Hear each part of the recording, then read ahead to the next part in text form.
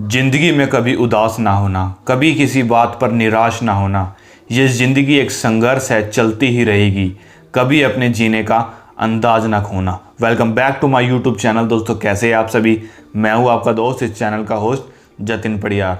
दोस्तों, अफ्रीका महाद्वीपों में एक हीरो की खान की खोज हुई थी, जहां से बहुत ही ज़्यादा हीरे मिले गए थे।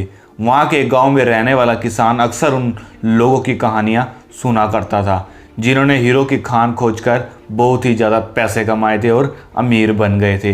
वह भी हीरो की खान खोजकर अमीर बनना चाहता था।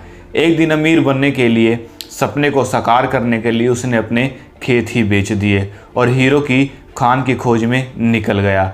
अफ्रीका के लगभग सभी स्थान पर उसने छान मारने के बाद भी उसे हीरो का कुछ भी पता नहीं चला। समय गुजरने के साथ साथ मनोबल गिरने लगा और उसे अपने अमीर बनने का जो सपना था वो टूटता हुआ दिखाई देने लगा।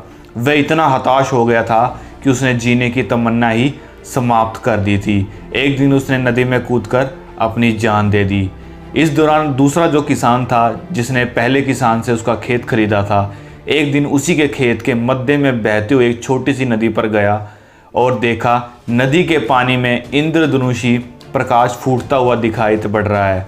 उसने ध्यान से देखा तो पाया कि नदी के किनारे पर एक पत्थर पर सूर्य की किरणें पड़ी हुई चमक रही है। किसान ने उसे झुककर वह पत्थर उठा लिया और घर ले आया। वह खूबसूरत पत्थर था। उसने सोचा कि यह सजावट के काम आएगा और मेरे घर में सजा हुआ बहुत ही अच्छा लगेगा। कई दिनों तक वह पत्थर उसको घर में ही सजा कर रखा।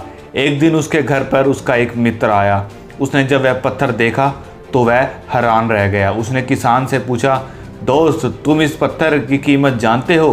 किसान ने जवाब दिया, नहीं, मेरे ख्याल से यह हीरा है, शायद अब तक खोजे गए हीरो में सबसे बड़ा हीरा है।